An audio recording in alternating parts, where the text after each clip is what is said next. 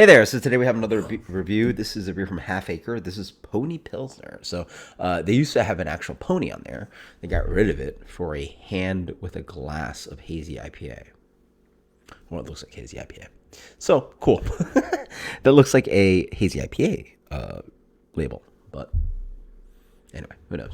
Pony Pilsner. Again, Half Acre was definitely available. New into my market when I was going to craft beer. So that's pretty dope. I don't know why the beer is fizzing. I have it actually pretty chilled. Um, Interesting. It wasn't shooken up. So I don't know. Who knows? This was canned literally the same amount of time as. All right. So I think the Daisy Cutter was about. Actually older than this. This is about like 6 weeks old. Let's go 6 weeks. That's pretty good. Really good. Sorry. If it's a new into the market, 6 weeks old, really good, right? For hoppy beer at 7 weeks, whatever. That should be still very fresh, and it did not taste amazing. Did not taste like anything interesting. Did not taste like anything that was that I want to expect out of a classic, pure Chicago, pale ale classic kind of beer. This beer I've had before. I don't remember what it tastes like, so we'll see. Beer is not filtered at all. This is a very hazy beer. This beer comes in a not even straw color, like a light gold, almost looks like a hazy pale ale. Like yeah, solid big white head. I guess carb's pretty high because let's pull it out of the glass out of the can. So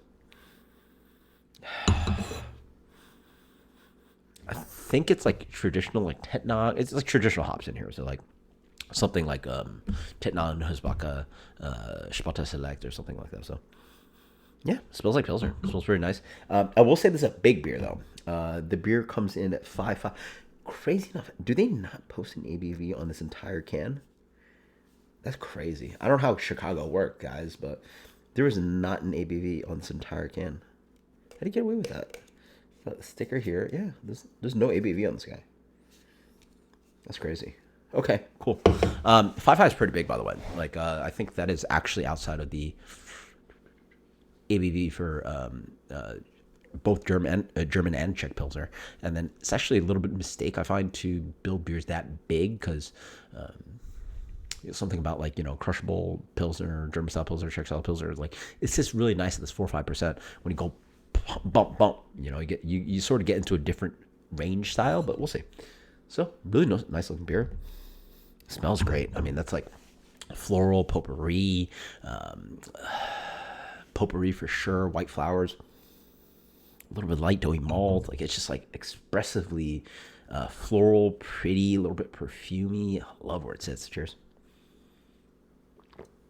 Oh yeah, that's a crusher. That's a really nice crusher.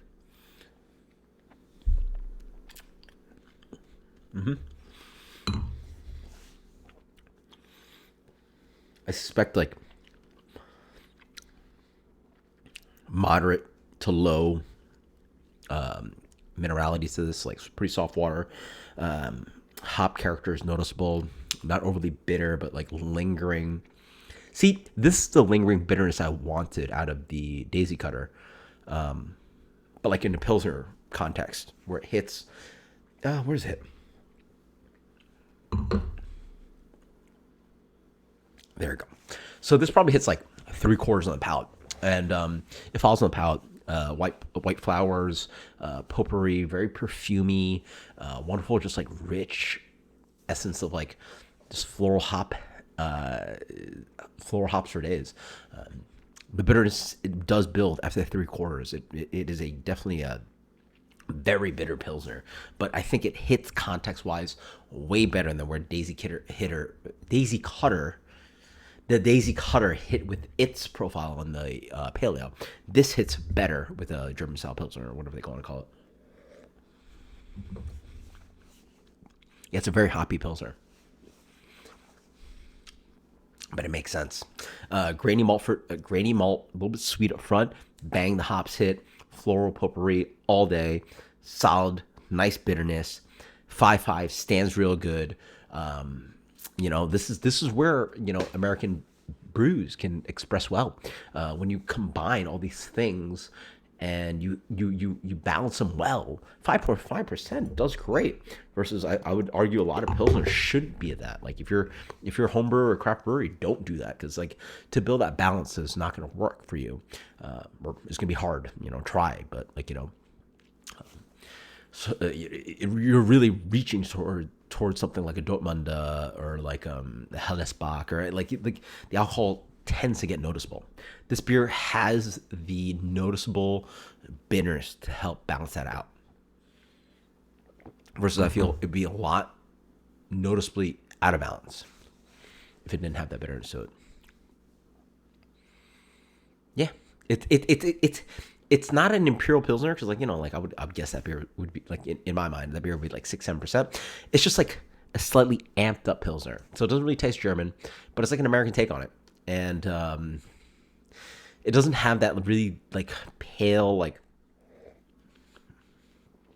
yeah, I suspect maybe fireman here, who knows, but doesn't have that like crisp, noticeable German, like pale, Cheerio, grape nut, pale malt character.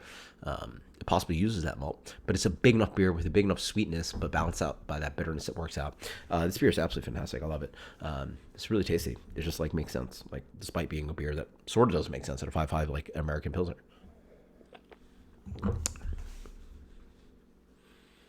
Oh, it's so clean. It's like it's not that crisp and dry of a beer, because it has that noticeable bitterness, but it just all works. So again, like we're talking about balance, like what does balance mean? Like it just like the combination of ingredients, right? Like the malt sits at the right place up front. That really heavy floral element on the nose and the palate makes sense. That bitterness that's so aggressive, but like not overly too far, makes sense. The softish water profile sort of makes sense. Like